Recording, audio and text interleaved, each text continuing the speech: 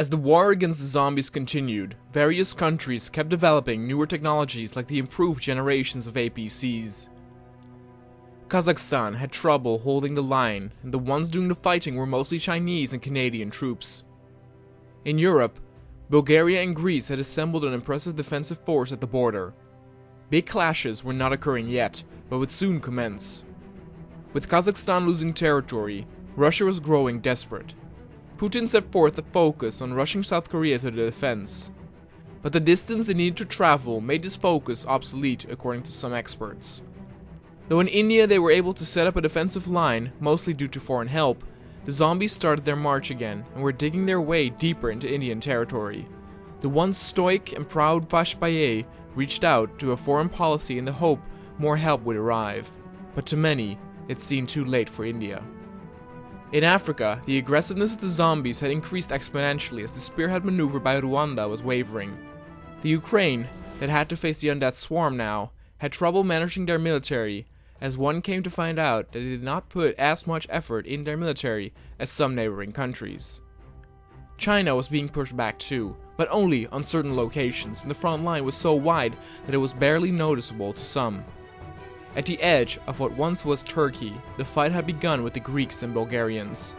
The zombies were huge in number, but to many people's surprise, the Greeks and Bulgarians initially were not doing too bad. There was a remarkable large presence of American soldiers on the front trying to protect China. Though they were faring better than the countries like Kazakhstan and Russia, the other issue on the matter was that the zombie virus was spreading slowly through China as well.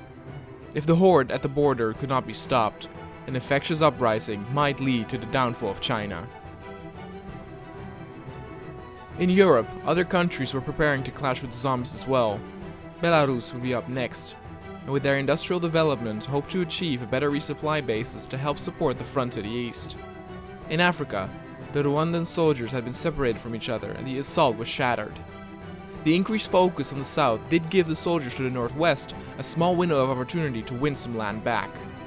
As it was halfway through August, it became apparent that the zombie assault did not go as rapid like it did in the Middle East. The front line was much wider, and the current countries had larger and more modern armies to fight with.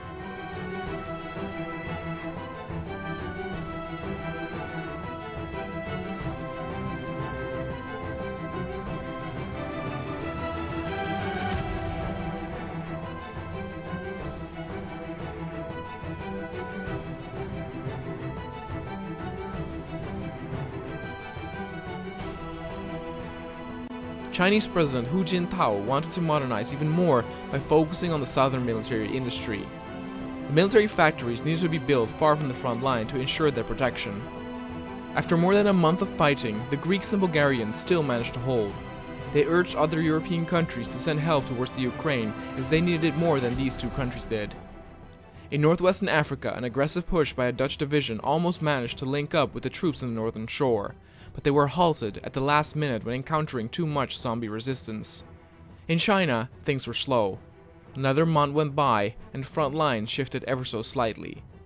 The amount of zombies having assembled at the Greek and Bulgarian border had increased to millions, but still, to everyone's amazement, the troops were able to hold. Tales were told that the men were brave like the ancient Spartans, not letting themselves being pushed back.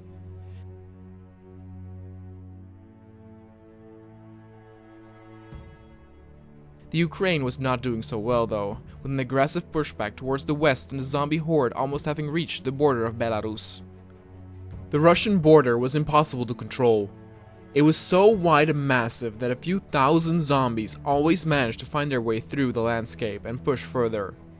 But at least it was not as bad as India, that lost land rapidly and only had a few slivers left along the shorelines. With the Russian border being so wide, there were literally areas that were completely undefended. The zombies had free rein here to move forward, messing up the line itself and complicating the defense for the generals and their troops. The war in Belarus had started, and in the Ukraine they were losing territory fast. It would only take a few months before the zombies would reach other countries like Poland. In India, things looked bleak. There was no way it could be saved. The fighting that still went on, almost all were done by non-native armies. Although while this happened, even at the end of October 2004, the Lost Souls still kept on fighting and fighting like they always did. The reason why they were able to hold out for so long was that most of the zombies had surpassed them to the fronts of Russia, the Ukraine, and China. Putin vowed for a change of global trade treaties to prioritize the countries that had to directly deal with the zombie threat. There were a few who resisted, as they urged the importance of countries having access to resources who would find themselves clashing with the undead in the next couple of months to come. And as November arrived, the same old news kept on repeating, with the lines moving backwards little by little at almost all directions except Greece and Bulgaria. In Mongolia, that was thrown to the war as well, instead of focusing on army production, they hoped to increase research for better gear to fight the zombies, as their researchers agreed that numbers would not win this war any longer. Victory would have to come by technological dominance.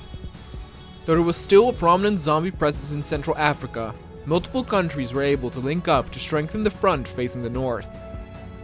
Saudi Arabia was able to hold as well, mostly due to help from the Japanese. And even Turkey, though having lost almost all battles, was still holding on by a mere thread. Bangladesh, which also had to fight off the zombies, made the same mistake of investing in air bases, where reality showed that it was already too late for them.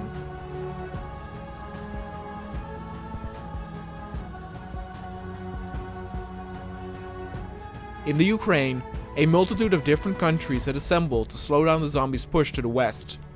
It did not help that they were also moving up north at the same time. On satellite imagery, it became apparent how miserable the situation was when the zombie horde was pointed out in red. It was almost unthinkable that the people of Earth could still save Europe. Though it would still take several months, eventually the line of zombies would reach countries like Finland as well. Paavo Lipponen said Scandinavia was prepared. Where years ago they thought they were going to be the final defensive line, it seemed now that they were one of the first to fight for Europe as well. Neighboring Sweden invested in armor tactics, as they hoped that with improved armor they could win some territory back. The numbers of zombies on the Greek and Bulgarian border had reached that of madness, but they were just not able to breach through. Here and there, soldiers from Germany, Russia, and other countries fought there too. Near Rostov, there were a handful of divisions that were cornered and tried to escape to Ukrainian territory that had not been overtaken yet. Belarus received help from the US, but had trouble keeping their front line in check as it spread out throughout the north, with each passing week. In China, things were continuing like they were over the last months. Then halfway through December, it became real apparent that Ukraine was about to fall. Christmas of that year, though somber, did gain another meaning for the people of Earth. As many realized that this could be the final Christmas they could spend together, they made sure to hold one another dear and cherish the moment of slight joy that could still be felt. Bangladesh, unfortunately, did not see the dawn of the year 2005. In Russia, an imminent danger became very apparent when satellite images showed that the zombies were close to separating the Russian forces by cutting off two massive pieces of landmass. Mongolia tried to rush to close the gap, but it was unlikely they would be in time. With the increase of refugees to America, George W. Bush set in motion the means to create more jobs in the West. With the increase in work and manpower, hopefully they could balance out the need of supplies being sent over to Europe. As the zombies' main horde stomped forward deeper into China, an American and Chinese division were spared as they stayed concealed but were now stuck in no man's land. And so the world plunged into the year of 2005. New Year's Eve was mostly celebrated by countries that felt safe, like the UK, Ireland, Australia, and all countries on the Americas. In the first week of the new year, the zombies still had not reached the coastline to separate the Russian landmass. The Mongolian armies continued to head west. But then, in the second week of January, something very strange occurred. After the amount of zombies did not seem to diminish at any front line, all of a sudden, the zombies left. At the Ukrainian front, the zombies suddenly started to head east along the shore, and in China, they started to head west and leave almost none back at the front doing the fighting. In Africa, the exact same thing occurred, as the zombies all but left. Scientists were perplexed. No one knew what was happening. Around the area of the Lost Souls, the zombie activity increased slightly, but not to alarming numbers. On the Greek and Bulgarian border, that harbored millions of zombies earlier, now only housed a few 100,000, which were not much of a challenge. But then, after losing the main horde out of sight for almost 2 weeks, the bulk had been found again as they were spotted in central Turkey. No one knew why the zombies performed this sudden and drastic retreat and regroup at this location. The cluster of zombies present in Turkey now started to spread out along the coastline and headed towards Greece again. The armies in Africa used the sudden disappearance of the zombies as an opportunity to gain more ground than they achieved over the past year. Unfortunately, other countries did not seize the same opportunity, and it seemed too late as zombie activity along the fronts slowly started to rise again. At least in Russia, the migration of zombies resulted in Mongolia being able to fortify the position and secure the land from being torn in two. In Africa, the push forward was halted as well, but the humans managed to secure a huge territory that they would clean and close up following the next few weeks. George W. Bush started to focus on the military assistance for Saudi Arabia, as that country seemed to be stuck and was still viewed as an invaluable ally due to its oil. And then on the 15th of February, after so many years of fighting, the Lost Souls had their first big loss as the Lebanese side completely fell apart. It would only be a matter of time before the other souls and many more countries would crumble as well.